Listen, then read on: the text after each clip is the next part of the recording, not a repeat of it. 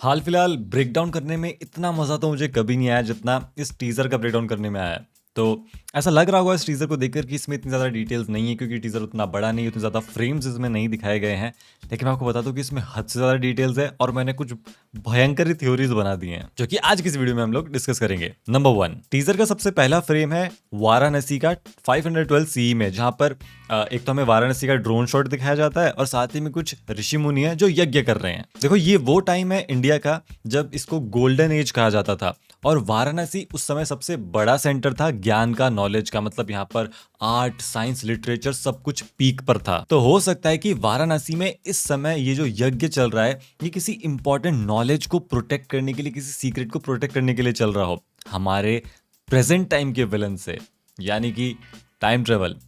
आगे डिस्कस करते हैं इसके बारे में। नंबर 2, तो देखो टीजर में आगे चलकर हमको रामायण वाला युद्ध दिखाया जाता है। तो हो सकता है कि वाराणसी यहाँ पर जो दिखाया गया है 512 सी में, यहाँ पर भी एक युद्ध हुआ था और उसका भी इन्वॉल्वमेंट हो इस फिल्म में। तो इस टाइम में वाराणसी में चल रहा था गुप्ता एम्पायर और हुना नाम के लोगों ने यहाँ पर अटैक किया था। हुना इन्वेजन हुआ था और भानुगुप्ता जो कि उस समय एम्परर थे, उन्होंने हुना के लीडर तोरमना के अगेंस्ट एक लड़ाई लड़ी थी और जीती भी थी। तो हो सकता है कि ये जो वॉर चल रहा है, ये जो यज्ञ चल रहा है ना, ये सब कुछ कनेक्टेड है और एक पर्टिकुलर चीज को प्रोटेक्ट करने के लिए है। नंबर 3, इसके बाद का जो फ्रेम है ना वो और भी ज्यादा इंटरेस्टिंग है और डिटेल से भरा हुआ है। तो यहाँ पर अर्थ पर एक एस्टेरॉइड गिर रहा है प्रेजेंट टाइम में।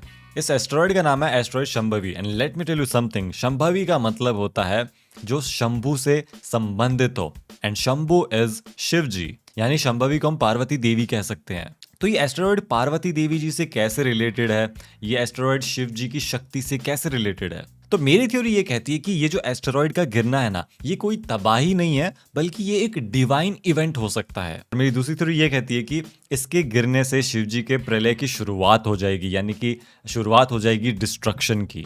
नंबर 4, इस फ्रेम में ना एक और डिटेल है, एक छोटी सी डिटेल है। अगर आप इसकी फ्लेम्स को देखोगे ना तो उनका एक पर्पल कलर का ऑरा है। अब देखो, जब मैंने आखिरी बार एक एस्टेरॉइड को धरती पे गिरते हुए देखा था तब मैं एक डायनासोर था और वो बहुत पुरानी बात है, तो मुझे अच्छे से याद नहीं कि फ्लेम्स किस कलर की होती है। लेकिन जितनी मैंने मूवीज देखी उसमें मुझे ये समझ में आया कि जब भी किसी चीज का ऐसे पर्पल कलर का, ब्लू कलर का ऑरा दिखाया जाता है ना, तो वो रिप्रेजेंट करता है कि हाँ, ये चीज कॉस्मिक है, मैजिकल है, इसमें डिवाइन पावर है। ऊपर से जो पर्पल कलर है या जो आप डार्क ब्लू कलर है ना, इसको आप शिव जी से भी लिंक कर सकते हो। तो मेरी थ्योरी ये कहती है कि ये जो एस्टेरॉइड है ना, ये कोई मतलब डिस्ट्रक्शन के लिए नहीं है बल्कि ये एक अस्त्र है, एक डिवाइन वेपन है जो अर्थ पर गिरेगा और मे बी एक सोर्स ऑफ एनर्जी बनेगा, या फिर हमारे लीड कैरेक्टर, हमारे लीड हीरो के लिए एक वेपन की तरह भी काम कर सकता है। कमेंट सेक्शन में बताना कि आप लोगों को क्या लगता है। नंबर 5, तो ये एस्टेरॉइड आकर गिरता है एंटार्क्टिका में, जो कि मेरे गांव के बहुत ही पास है और यहाँ से बहुत सारी डिटेल्स निकलती हैं। तो इस जगह का नाम है रॉस आइस शेल्फ और ये बहुत ही सुनसान जगह है, बहुत ही रिमोट एरिया है, यहाँ पर कोई नहीं मिलेगा आपको और ये बहुत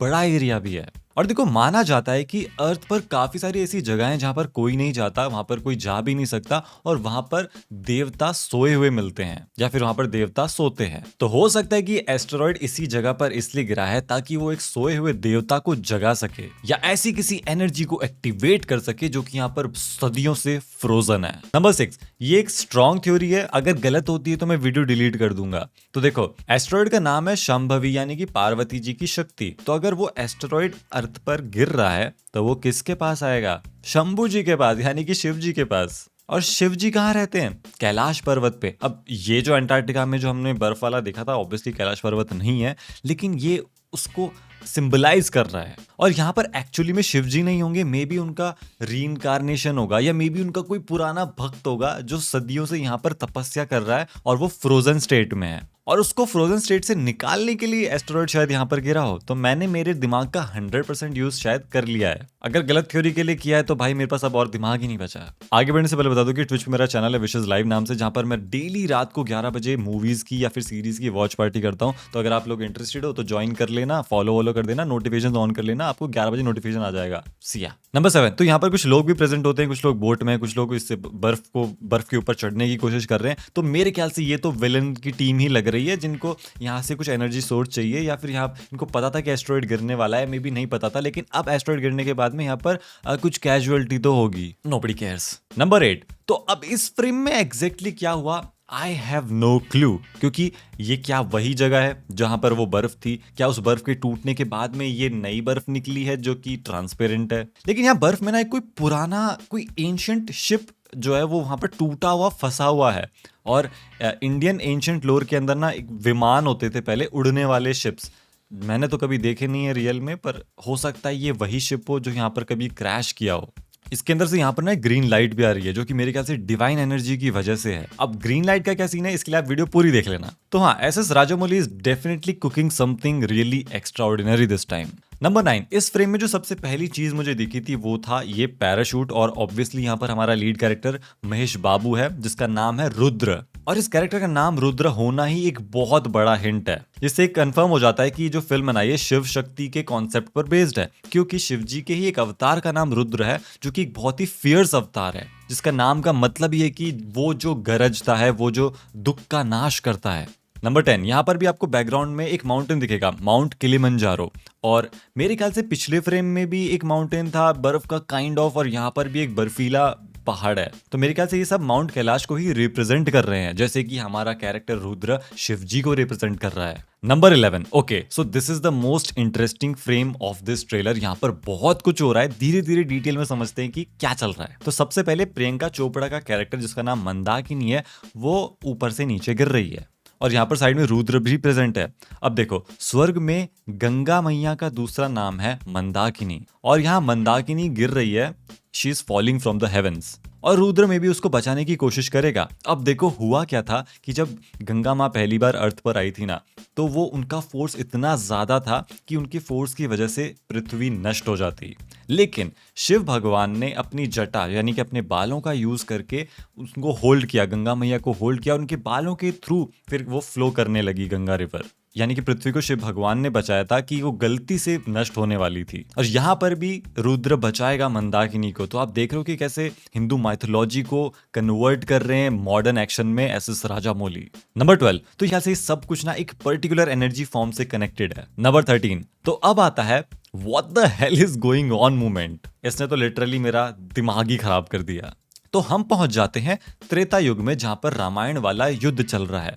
अब यहां पर नोटिस करने वाली ये चीज है कि हनुमान जी की पूंछ पे एक रथ चल रहा है, और उस रथ पे रुद्र बैठा हुआ है, और पीछे उसके वो सुकुमारन भी अपनी व्हील चेयर पे। इसको देखने के लिए शायद 4K वाला स्क्रीनशॉट को भी अपस्केल करना पड़ेगा, तब जाके समझ में आएगा। लेकिन हाँ, ये चीज कंफर्म है कि ये रुद्र ही है, और पीछे वहां पर प्रेजेंट है सुकुमारन, जो कि इस फिल्म का विलन है। इस चीज ने तो मेरे दिमाग के तार ही खोल दी। मतलब ये कैसे हो गया भाई कि हमारे जो प्रेजेंट टाइम के कैरेक्टर्स है वो रामायण में ही पहुंच गए। नंबर 14, तो आखिर ये टाइम ट्रेवल पॉसिबल कैसे हुआ? तो देखो, मेरी थ्योरी क्या कहती है कि इस फिल्म का प्लॉट है, मेजर प्लॉट है साइकिल ऑफ टाइम। और ऐसा मैं इसलिए कह रहा हूं क्योंकि अगर आप टाइटल को भी देखोगे ना ढंग से, तो पीछे ना एक क्लॉक बन रही है ऐसे।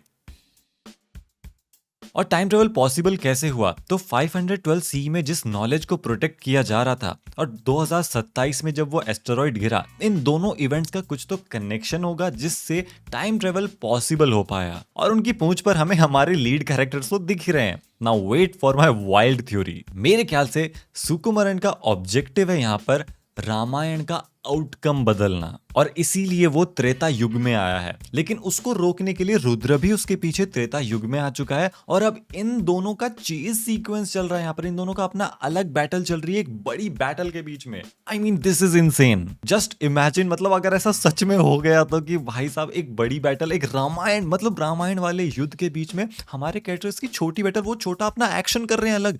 हनुमान जी की पूंछ पे एक्शन चल रहा है भाई। This is a very wild dream. और अगर राजामौली ये करने वाले हैं तो भाई साहब सबका दिमाग खराब हो जाएगा। पता मैं अपनी लैंग्वेज को कंट्रोल कर रहा हूं यहाँ पे। नंबर 16, तो अब तक इस टीजर में क्या हुआ और मैंने उससे क्या समझा ये बता देता हूं। तो त्रेता युग में यानी कि रामायण के युद्ध में, उस युद्ध की वजह से या उस युद्ध के अंत में दो एनर्जीज का जन्म हुआ। एक जो ब्लू एनर्जी थी जिसको हम पॉजिटिव या फिर कह सकते हैं जिसको हमारा लीड कैरेक्टर रिप्रेजेंट कर रहा है, और दूसरी थी ग्रीन यानी कि इविल नेगेटिव टाइप की एनर्जी जिसको हमारा वो रिप्रेजेंट करेगा विलन। और वो जो क्रिएचर वहां प्रेजेंट था वो उसके पास में भी ग्रीन एनर्जी थी। वो जो शिप जो टूटी हुई थी वहां पर भी ग्रीन एनर्जी थी। इन दोनों ही एनर्जीज ने, इन दोनों ही पावर्स ने यहाँ पर जन्म लिया, और 512 CE में वाराणसी में इन्हीं एनर्जीज को प्रोटेक्ट किया जा रहा था। और जो हुना इन्वेजन हुआ था वो इसी को कैप्चर करने के लिए हुआ था। तो देख रहे हो कि कैसे इंडियन हिस्ट्री को थोड़ा बहुत मॉडिफाई किया जा रहा है ये फिल्म बनाने के लिए, अगर ऐसा होता है तो। और जो 2027 में जो एस्टेरॉइड गिरा उसकी वजह से वो एनर्जीज रिलीज हो गई, और अब जो हीरो और विलन की जो बैटल है ना वो पहुंच चुकी है वापस से त्रेता युग में, यानी कि ग्राउंड जीरो, जहां से शुरुआत हुई थी, ताकि इस साइकिल को तोड़ा जा सके, जैसा कि डार्क सीरीज में हुआ था। अगर राजा मौली जी ये नहीं कर रहे हैं, ऐसा कुछ भी नहीं हो रहा है, और अगर कुछ कंप्लीट अलग स्टोरी है, तो अभी जो मैंने प्लॉट बताया उसका पेटेंट चाहिए भाई मुझे। नंबर 17, नेक्स्ट फ्रेम हम प्रेजेंट टाइम में पहुंच जाते हैं वाराणसी में, और यहां से अपना सारी चीजें सॉर्ट आउट होना शुरू हो जाती है, सब कुछ कनेक्टेड फील होता है। मैं बताता हूं कैसे। फिल्म का प्लॉट है काल चक्र, यानी कि साइकिल ऑफ टाइम, और साइकिल ऑफ जो टाइम है, या जो ये जो टाइम लूप है जो कि अच्छा नहीं है, उससे मोक्ष कैसे मिलेगा, कहां पे मिलेगा? वाराणसी में भाई, मणिकर्णिका घाट पे। मोक्ष का मतलब ही होता है साइकिल ऑफ रीबर्थ, और मणिकर्णिका घाट दुनिया का सबसे बड़ा अंतिम संस्कार वाला घाट है। और ये जो जगह है ना, इसकी बहुत ही शानदार हिस्ट्री रही है शिव जी के साथ में, और ये डायरेक्टली कनेक्टेड है शिव जी के साथ में। उसके लिए आपको अलग से गूगल करना पड़ेगा। नंबर 18, तो जो टाइम साइकिल या जो टाइम लूप है जो शुरू हुआ था रामायण में, उसका अंत होगा वाराणसी में, उससे मोक्ष मिलेगा वाराणसी में। और यही तो फिल्म का टाइटल है। और जो पीछे जो ब्लू एनर्जी दिख रही है ना, बीम वाली, वो रुद्र की ही एनर्जी है, जो कि पॉजिटिव या फिर हीरोइक एनर्जी है, जिसकी मदद से वो इस टाइम लूप को तोड़ेगा और विलन को हमेशा के लिए हरा देगा। नंबर 19, जो आखिरी सीक्वेंस है या जो आखिरी फ्रेम है ना इस टीजर का, इसमें तो बिल्कुल ही सब कुछ ही क्लियर हो जाता है। तो यहाँ पर है रुद्र कैरेक्टर, जिसके हाथ में त्रिशूल, जो कि शिव जी का वेपन है, उसका नाम रुद्र है, जो कि शिव जी का अवतार है। और रुद्र यहाँ पर बैठा है नंदी के ऊपर, जो कि शिव जी के वाहन है। यानी कि महेश बाबू का कैरेक्टर एक तरीके से रीइंकार्नेशन है शिव भगवान का, and it is very very obvious now. और अब मेरी एक और वाइल्ड थ्योरी सुन लो, क्योंकि मैंने मार्वल बहुत ज्यादा देख रखा है। तो मेरे ख्याल से रुद्र एक्चुअली में टाइमलाइन का प्रोटेक्टर ही है। जैसे टीवीए था मार्वल के अंदर, वैसे यहाँ पर रुद्र का काम है टाइमलाइन को मेजर लॉस से प्रोटेक्ट करना। इसीलिए वो हर समय मौजूद है, वो रामायण के टाइम पे मौजूद है, और इस फ्रेम में वो 512 सी में मौजूद है, जब वो नंदी के ऊपर बैठा हुआ है। ये प्रेजेंट टाइम नहीं लग रहा मुझे, ये मुझे वो टाइम लग रहा है जब हुना इन्वेजन हुआ था। यानी कि वो काफी बार टाइम ट्रेवल करने वाला है टाइमलाइन को प्रोटेक्ट करने के लिए, टाइम लूप को तोड़ने के लिए। तो मेरे ख्याल से मैंने कुछ ज्यादा ही भयंकर थ्योरीज बना दी हैं, जिसमें से मोस्टली सच भी नहीं होने वाली, मुझे ऐसा लग रहा है। पर अगर मैंने कोई वर्ड गलत बोल दिया हो, मैंने कोई मिथ गलत बता दिया हो, तो वो मुझे करेक्ट कर देना। गलतियां हो जाती, मैंने पूरी कोशिश करी थी कि मैं अच्छी रिसर्च करूं लिमिटेड टाइम के अंदर। बाकी अगर आपने ऐसा कुछ नोटिस किया है ना जो कि बिल्कुल ही ग्राउंड ब्रेकिंग, अर्थ शैटरिंग, एश टीयरिंग हो, तो भाई कमेंट सेक्शन में जरूर बता देना, डिस्कस करेंगे, मजा आएगा। और आज की इस वीडियो में बस इतना ही। मैं आपको मिलूंगा अगली वीडियो में।